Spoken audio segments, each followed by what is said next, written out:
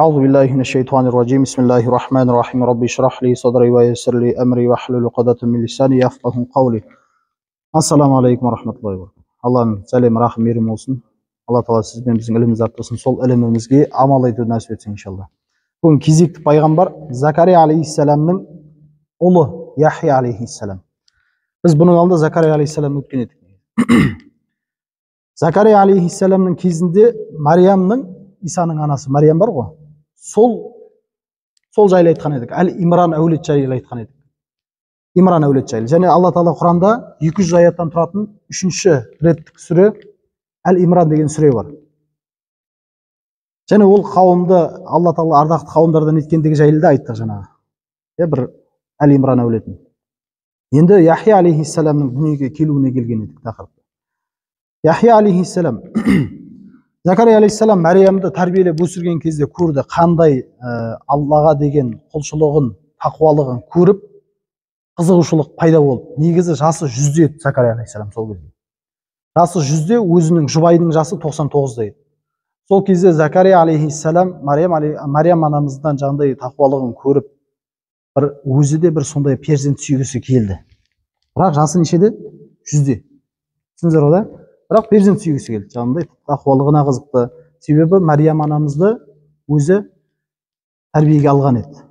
Ұстаздық қылған еді өзі. Закария алейхиссалам. Сөйтіп Закария алейхиссалам айттық қой, өзінің жұбайының жасы 99 еді. Сөйтіп бала сүюді қалады. Алла Тағала бұл жайлы Құранда айтады. Стағфирулла. Бұл Мариям сүресінің 2-6 аяттарында айтады. Зикру рахмати раббика абдаху Закария.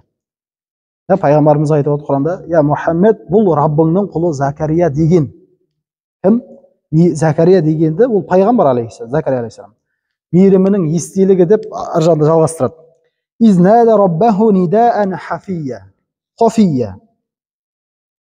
Бір кездері дейді, кім? Закария алейхиссалам, ол Раббына құпия дауыспен былай деп жалбарынған еді дейді. Қала Рабби, ол Закария алейхиссалам былай айтқан еді. Қала Рабби инни вахана азму минни ваштa'ala ar-ra'su шайба ва лам акун бидуайка Рабби шақия. Мағынасында айтады, Раббым сүйегім қаусап басым, яғни шашым ағарды. Дегенмен саған қылған тілегімнің босқа қайтпасын білем. Деп дұға сұрап, былай деп дұға айтады аржанда. Ва инни хифтул мауали мин вараи ва канат имраати ақиран фахабли мин ладунка валия. Мағынасында айтады, шынында мен өзімнен кейін ізбасарларынан қорқамын дейді. Өзімнен кейін. Менің жасым болса 100-де, кемпірімнің жасы болса 99-да. Бірақ менде не жоқ?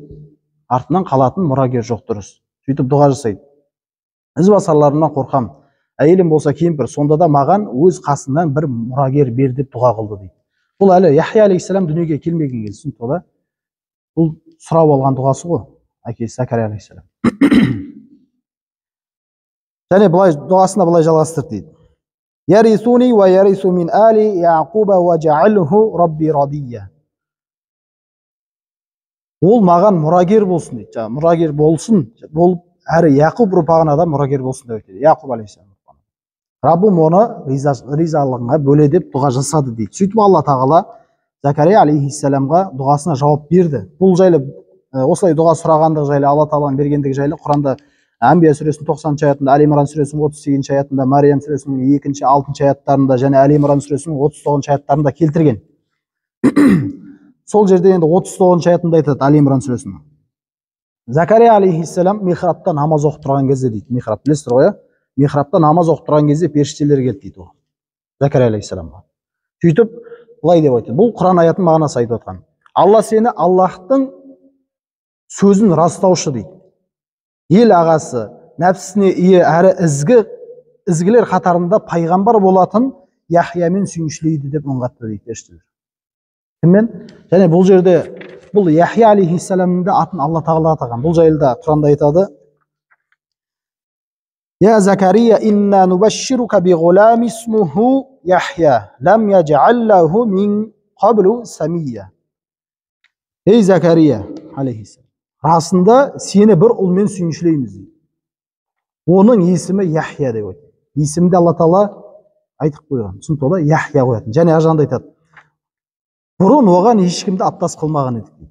Демек, Яхия алейхиссаламнан бұрын Яхия деген есім аталмаған. Түсіндіңіздер ғой да? Бұны Алла Тағала қойғандығы жайлы. Сөйтіп Алла Тағала Закария алейхиссалам осы аят түскен кезде Закария алейхиссалам былай деді дейді, аңғалып. Енді жасы 100-де, біз де айтамыз ғой, жасың 100-де болса, кемпірің жасы 99-да болса, сен де айтасың. Сонда былай деп айтты дейді.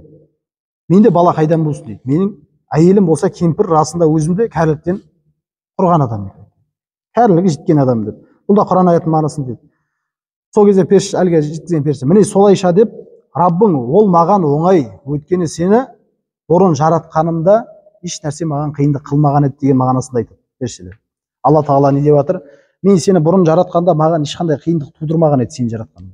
Ал сол секілді саған ұрпақ беруде маған ешқандай қиындық тудырмайды, сен жасың 100-ге келсе де деп жатыр. Сөйтіп Алла Тағала оған Яхия есімді ұрпақ береді. Сөйтіп Яхия алейхиссалам өсиет ер жетеді. Ол да пайғамбар болып, әкесінің бір мезетте екеуі де пайғамбар. Түсіндіңіздер ғой? Әкесі де пайғамбар, ұлы да пайғамбар. Екеуі бір мезетте өмір сүрген кезде. Сөйтіп Алланың әмірлерін жеткізіп жүрген кезде дейді. Сол израильдіктерді басқаратын бір залым патша болды дейді. Әлгі залым патша өзінің ағасының туған қызына ғашық болып қалады. Ойы кетеді. Өзінің ағасының, туған ағасының қызына. Сөйтіп, ол да үйленуге ұсыныс жасайды негізі әлгі. Ол қыз да кетер емес, ол да келсін. Олдың да ойы сол үйлену. Себебі анау патша, түсіндіңіздер ғой да? Сөйтіп үйленгісі келеді. Сөйтіп бұлар негізі халықтың сөзінен қорқады, себебі бұлар білетін еді. Оны алу, оған үйлену, оған харам екенін білетін еді олар да. Әлгі залым болса да. Халықтың сөзінен қорқады. Сөйтіп бұлар Яхия алейхиссаламға келеді. Оны не істеу үшін? Әлгіге бір халал деп үкім шығарып берсін деп сондай бір ұсыныстар жасайды. Бұл ұсыныс жасамас алдын бұлар бүйтеді бірінші. Ең алдымен оған сыйлықтар ұсынады. Сыйлықтар жібереді. Сөзін сөйлету үшін, түсініктер ғой да? Айтып басында бір сондай сыйлықтар жібереді, тарту қылады сыйлықтарды. Сөйтіп біраз уақыт өткеннен кейін келеді Яхия алейхиссалам. Сөйтіп барып сұрақ қояды.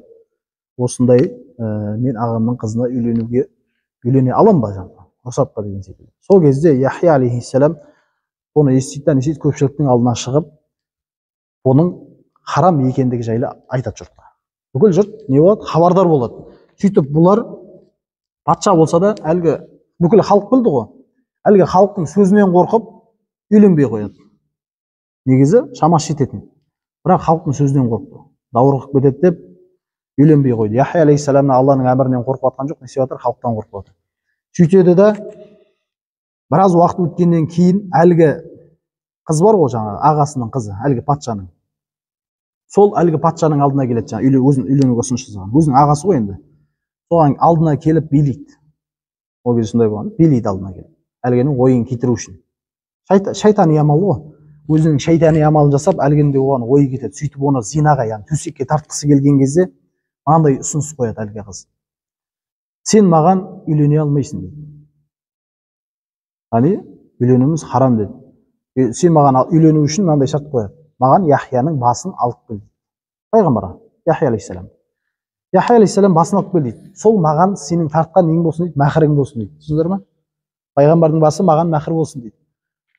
Болмаса мен сенімен төсектес болмаймын дейді, жалпақ тілмен айтқанда.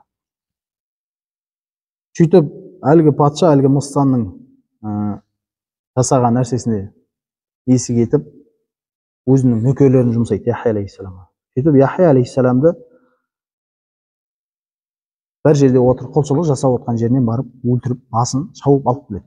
Әлгі нөкерлерде әлгі басты ләген дей ма, тостақ секілді нәрсеге салып алып келеді патшаға. Әлгі патша да кімге береді? Әлгі солдатқа береді. Өзін. Сөйтіп олар некеленеді деген секілді. Сөйтіп бұлар енді ойлайды ғой. Осы неде бір нәрседе айтады, қараңыздар. Бір риуаятта айтады. Осы Яхия алейхиссаламды өлтіргеннен кейін дейді, жұрттың сөзінен қорқып, бір риуаяттарда айтады. Кімді өлтірген? Яхия алейхиссалам әкесінің аты кім еді? Закария алейхиссалам. Түсіндіңіздер ғой да? Закария алейхиссаламды да өлтірді деген риуаят бар. Кейін. Кейбір деректерде айтады, Закария алейхиссаламды өлтірмеді деген, өз өлімімен өлді деген. Бұл жерде жасағандар Исраил ұрпақтарының, жалпы Мұса алейхиссаламнан бастап біліп жатырмыз, қаншама пайғамбарлар келген, Исраил қауымы сондай бір шектен шыққан қауым, не істеген, қайта қасарысып қарсы шығып отырған. Және бір күн жаңа айтқандай, бір күнде 3 пайғамбар өлтірген бұлар. Тіпті пайғамбарымыз айтқандай, олардың пайғамбарсыз өткен күні болмаған. Пайғамбарлары өлді ма, қайтадан Алла Тағала оның пайғамбар жіберіп отырған. Не деген бақыт негізі, сол бақытты бағалай алмаған. Ере алмады, неседі? Алла Тағала оларды қиямет күніне дейін азаптап қойды. Алла Тағала сіз бен бізді бұндай залым қауымдардан болуды сақтасын. Енді бұл Закария алейхиссалам мен Яхия алейхиссаламның қиссасына алынар өнеге.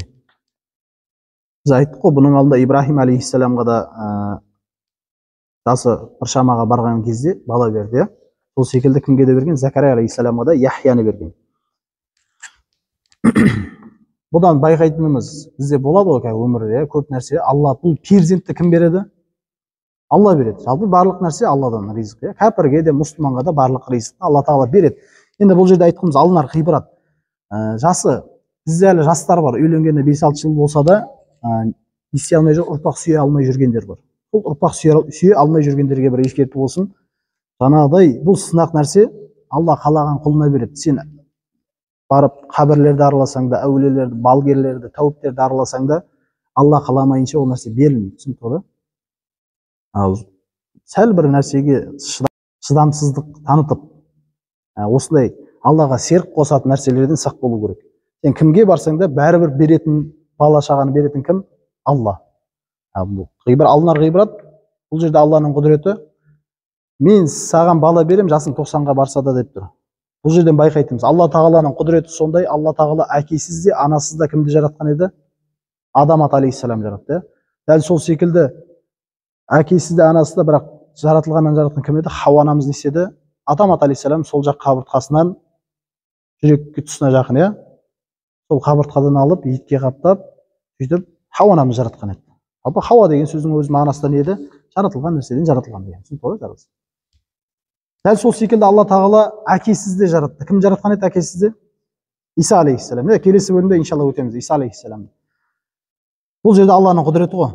Ибрахим алейхиссаламға жасы қаншаға барса да неседі? Ұрпақ берді. Сол секілді Закария алейхиссаламға жасы 100-ге барса да ұрпақ берді ме? Берді. Алланың құдіреті жетуші. Сол үшін жаңағыдай Аллаға серік қосатын мәселелерден сақтану керек біз. Шынайы дұға тіле, Алла қаласа береді, қаламаса бермейді. آخر دعوانا أن الحمد لله رب العالمين برحمتك يا أرحم الراحمين.